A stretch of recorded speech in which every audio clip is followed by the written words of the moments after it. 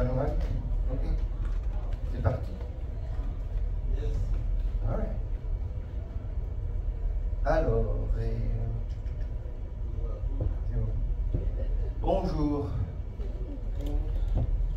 Bienvenue à la conférence de Yalta. Ouais, vous savez pourquoi il y a cette photo? Toi, t'as triché, toi. Non, mais non. Mais non, parce qu'on est le 9 mai. On n'a pas célébré le 8 mai. Ah bon, on a célébré? Vous avez fait quelque chose hier? Non. Ah ben quand même. Le monde libre. On a un nouveau pape, on a un nouveau président. C'est important. Bienvenue à la conférence sur les tatouages. Oui, on va parler de tatouages. Alors, comme d'hab, on a le droit de s'exprimer autant qu'on veut. En plus, on est toujours à la petite école.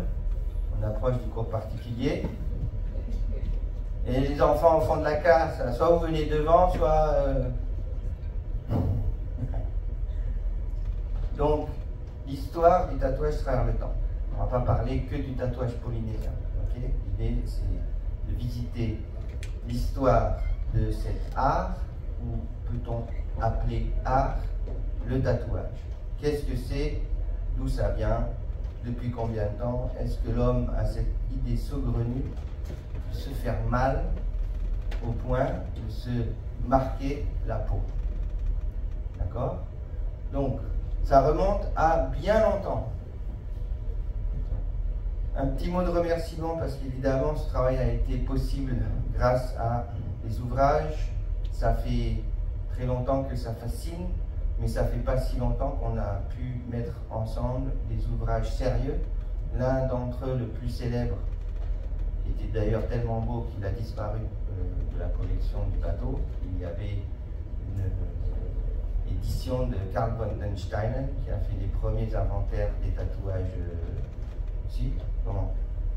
Pourquoi non? Si. Non, celui-là c'est celui de l'artisanat, pas des tatouages. Celui des sculptures, etc. Oui, il est là, l'autre il a. Et donc des différents ouvrages qui ont pu être consultés pour faire cette présentation. Et merci bien sûr à tous les gens tatoués qui sont venus et tous ceux qui ressortiront tatoués après cette conférence. Ils sont déjà près de la porte. Ils sont prêts à partir. Alors, le tatouage, c'est devenu très très populaire, évidemment, parce qu'il y a un effet sociologique très récent qui est permis grâce à tous les médias du star system. Donc il y a 3 grandes catégories de gens qui ont été tatoués et qui ont bénéficié à rendre ça très très populaire. Les stars de cinéma, les stars de la musique et les stars du sport, que des stars. Et donc vous en reconnaîtrez quelques-uns bien sûr.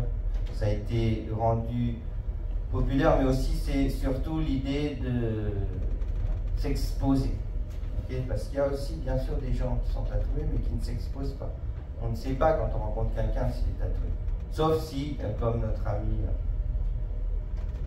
on se tatoue sur la face, là c'est un peu plus difficile. Mike Tyson, mais bon en même temps, Mike Tyson, je crois qu'il n'y a personne qui va aller le voir en face pour lui dire ah, c'est pas beau, c'est que t'as mis sur ta tête. Donc lui, il l'a fait comme ça, pas de souci. Il s'assume très bien, Mike Tyson. D'ailleurs, il a un petit cheveu sur la langue et personne ne lui fait jamais la réflexion.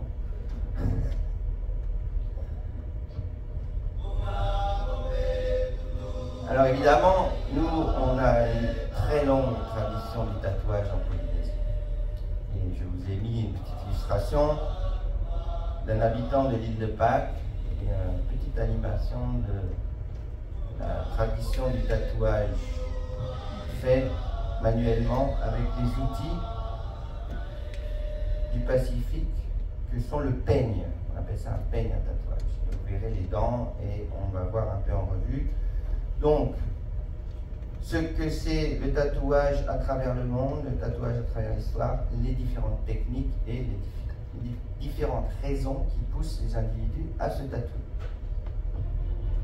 Au travers de l'histoire, on retrouve des évidences du tatouage il y a près de 5000 ans. Et il y a des évidences que les humains se sont tatoués depuis très longtemps et de partout sur la planète. Et donc on a notamment des momies qu'on a retrouvées en Asie, en Afrique et en Amérique, conservées, qui portaient des marques. Okay, donc c'est quoi le tatouage et qu'est-ce qu'on appelle tatouage ou qu'on admet comme étant un tatouage? Parce qu'évidemment, on va voir qu'il y a quelques limites et qu'aujourd'hui, il y a des gens qui s'adonnent à plusieurs modifications volontaires de l'anatomie avec laquelle on a été doté à notre origine, à notre naissance. Donc le tatouage, c'est une modification volontaire de son anatomie. Et l'évidence la plus ancienne qu'on ait, c'est Otzi, qui a été retrouvé, conservé dans les glaces, entre l'Autriche et l'Italie, dans les régions montagneuses. Donc plus d'une soixantaine de marques tatouées sur le corps de Otzi, à des endroits bien particuliers, donc évidemment ça a fait l'objet d'une grande étude.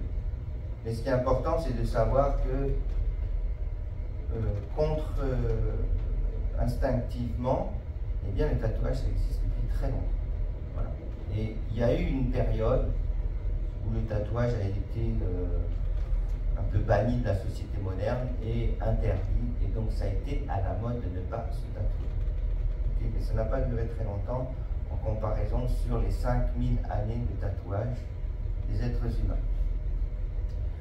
On a eu donc des momies, comme je vous disais, et on a donc des symboles très très simples, comme ici, ce sont des points, des traits, des croix, qui sont évidemment des symboles que l'on retrouve partout, à des endroits bien particuliers, et notamment, par exemple, là je vous ai donné un exemple de la gorge.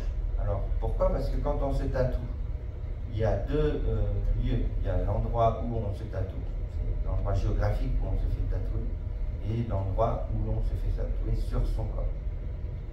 Évidemment, quand on pense à tatouage, en général, instinctivement, on se dit on se tatoue l'épaule, on se tatoue l'omoplate, parce que ce sont des endroits qui sont plus exposés, souvent plus résistants.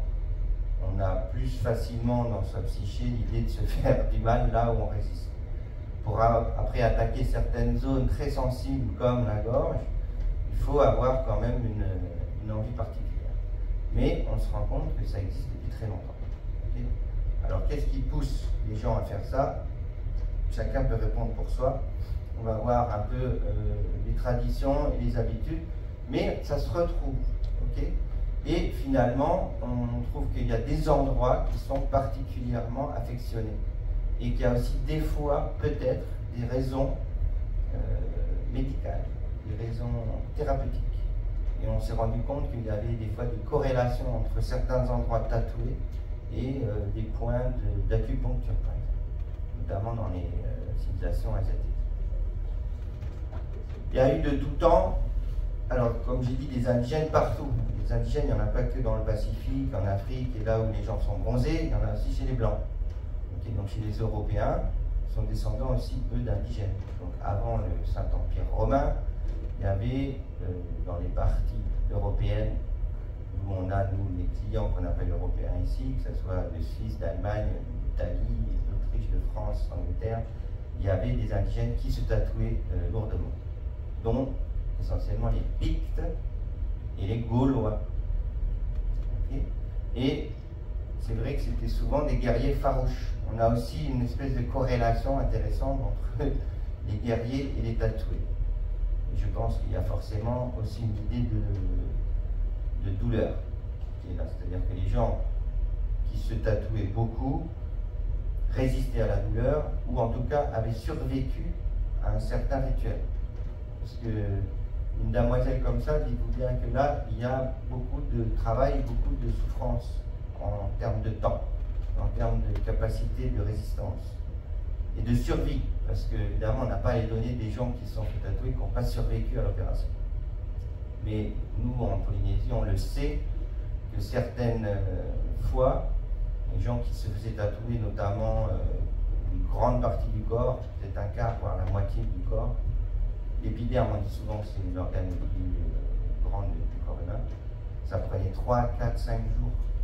Et des fois, les individus ils succombaient carrément à la douleur parce qu'au bout de 4 jours à saigner par terre, à se faire marteler pour se faire marquer, et il y en a qui ne survivaient pas.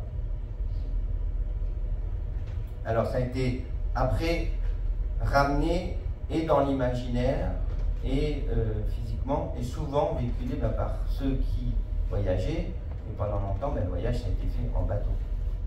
Donc, notamment les marins, et puis il y a eu beaucoup aussi d'écrivains marins. Hein, il y a eu une espèce de génération d'hommes de lettres qui ont bien navigué, qui ont ramené des récits, des histoires des gens qui avaient tout à fait, ou bien même qui les ont inventés. Okay, vous savez qui c'est là, à gauche? J'arrive jamais à prononcer son nom, je crois que c'est Quick-Egg.